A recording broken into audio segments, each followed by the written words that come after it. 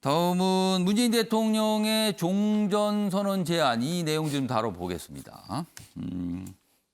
뭐 기사가 좀 몇 가지 준비돼 있어요. 근데 첫 번째 기사입니다. 문 대통령 종전선언 중국 참여 새 카드를 꺼냈다. 지금까지는 남북 미 뭐 이런 정도 제안이었는데 여기에 중국 얘기까지 있어요. 중국까지 참여하라는 거죠. 유엔 총회 연설에서 남북 미중 함께 하자 이렇게 제안을 처음으로 했습니다. 그래서 내년 초에 베이징 올림픽 무대 여기를 좀 염두한 거 아닌가 이런 생각 이렇게 뭐 이런 생각 갖고 있는 거 아닌가 분석이 돼 있어요. 자, 그럼요. 먼저 문재인 대통령의 제안 영상으로 확인해 보겠습니다. 종전선언이야말로 한반도에서 화해와 협력의 새로운 질서를 만드는 중요한 출발점이 될 것입니다. 남북미 3자 또는 남북미 중 4자가 모여 한반도에서의 전쟁이 종료되었음을 함께 선언하길 제안합니다. 한국전쟁 당사국들이 모여 종전선언을 이뤄낼 때 비핵화의 불가역적인 진전과 함께 완전한 평화가 시작될 수 있다고 믿습니다.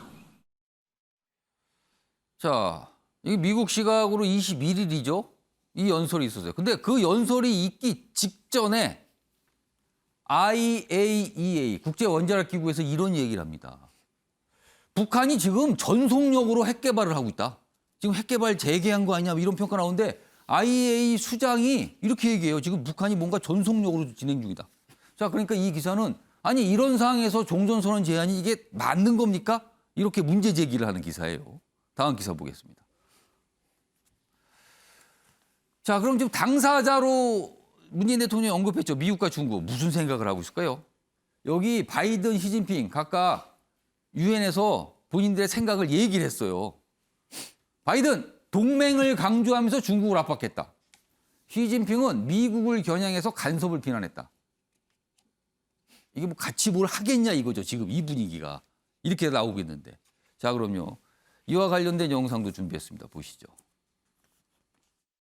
And lead with our values and our strength. We'll stand up for our allies and our friends and oppose attempts by stronger countries to dominate weaker ones. 一国的成功并不意味着另一国必然失败。这个世界完全容得下各国共同成长和进步。 자, 윤석열 전 대표님. 네. 지금 영상도 들렸고 기사도 좀 소개 들었는데 지금 분위기라면 미지수라는 분석이 많아요. 평가가. 자, 그런데 문재인 대통령도 이런 사항을 알고 있었을 거 아닙니까? 근데 이걸 다시 제안한 이유는 뭡니까? 뭐 고장난명이라고 하죠. 손바닥 소리가 나려면 양쪽 손을 치야 되는데 문 대통령 혼자 손을 친 거니까 소리가 안 나는 거죠. 효과가 없어요. 이번에 달라진 거라면은 남북 미가 아니라 거기다 중국도 포함한 거죠. 중국 정도 포함한 거는 이제 중국이 좀 끼어들지 않을까. 내년에 또 베이징 올림픽이 있으니까. 그런데 지금 뭐 북한이 그 IOC에서 북한 베이징 동계올림픽 참석 허락하지 않았잖아요. 그러니까 별 의미가 없는데 왜 저렇게 하느냐. 저는 국내 정치용이라고 봐요. 문 대통령 임기 얼마 안 남았는데 나는 마지막까지 평화를 위해서 노력한 대통령이다. 그거를 좀 강조하기 위해서. 지금 북한은 시계가 두 개 있어요. 하나는 핵 개발 시계, 하나는 대화를 나왔다 들락날락하는 시계 두 개가 있는데 핵 개발을 지금도 계속 하고 있잖아요. IAEA도 지금 전력 질주 핵을 하고 있다잖아요. 그래서 저는 지금은 평화 얘기할 때가 아니라 대응을 할 때다. 저는 나폴레옹 말이 생각납니다. 뭐라고 그랬냐면 오늘의 우리가 겪는 불행은 과거에 언젠가 우리가 잘못 보냈던 시간에 대한 보복이다. 지금 핵 개발을 이렇게 허송세월하고 있잖아요. 이게 대화에 연연하다가 북핵에 대응을 못하고 하고 있는데 이게 다음 정권에는 엄청난 우리가 재앙으로 돌아올 것 같다. 저는 이런 생각이 들어서 뭐 종전선언 제안은 좋아요. 하지만 그게 얼마나 평화로 이루어지느냐, 실현성이 있느냐. 저는 뭐 국내 정치용 제스처라고 그냥 폄하합니다. 네. 기사 하나 더 이어가 보겠습니다. 또 상황도 설명하고 있어요. 자, 원래 이 유엔 총회 뭐 정상들이 연설도 하고 그랬는데 비대면 연설 요청이 처음에 있었답니다. 근데 이제 문재인 대통령은 직접 간 겁니다. 그만큼 이제 종전선언 뭐에 대해서 얘기를 하고 싶었다 이렇게 해석이 되고요.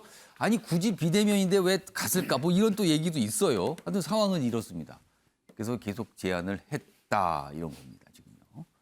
박찬환 교수님, 문재인 대통령은 어떤 생각으로 판단하십니까?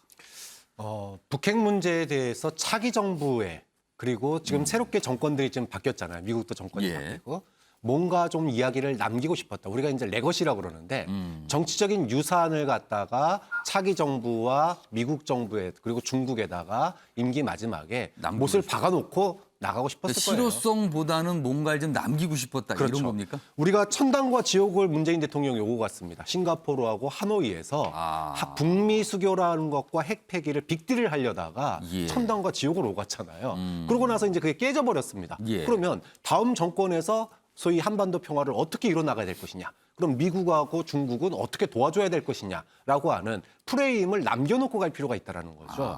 자, 그런 측에서 한쪽에서는 북한과의 대결을 위해서 세계 7번째로 SLBM이라고 하는 실험을 우리가 발표를 하고 예. 힘을 기르지만 또 한편으로는 이제 종전선언이라고 하는 카드를 통해서 미국, 중국과 함께 한반도의 새로운 평화, 빅딜이 아닌 중간딜을 통한 어떤 한반도 평화를 하는 게 어떻겠냐라고 지금 힘 남아있을 때, 그나마 힘 남아있을 때 퇴임하기 전에 유산, 정치적인 선언을 하고 다음 정권으로 넘기는 이런 과정이다. 이렇게 평가를 하면 될 것 같습니다. 남북 관계를 위한 정치적인 유산을 남긴다. 실효성 쉽지 않다는 걸 알지만 뭔가를 남기고 싶었다. 뭐 이렇게 좀 분석을 해 주셨습니다. 다음은 코로나와 관련된 기사가 좀 있는데요. 뭐 간단히 소개를 좀 해드리겠습니다.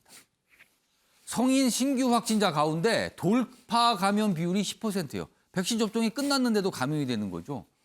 그리고 얀센 백신의 경우는 돌파 감염이 모더나 백신에 비해서 7배가 높더라. 그래서 지금 얀센 백신은 예비군들이 많이 맞았잖아요. 그래서 약간 걱정이 있습니다. 다음은 싱가포르 얘기입니다. 백신 접종률이 82%예요. 엄청나게 높죠. 우리로서는 굉장히 부러운 상황인데 신규 확진자가 1,000명이 넘는답니다. 싱가포르 인구가 570만인데 1,000명이면 우리로 따지면은 10,000명 정도 된다고 봐야 되는 거거든요. 확진자가요. 굉장히 높다. 그래서 이거 위드 코로나 됩니까? 이런 지적이 좀 있습니다. 자, 아침의 매일경제 오늘은 여기서 마무리하겠습니다. 시청해 주신 여러분 고맙습니다.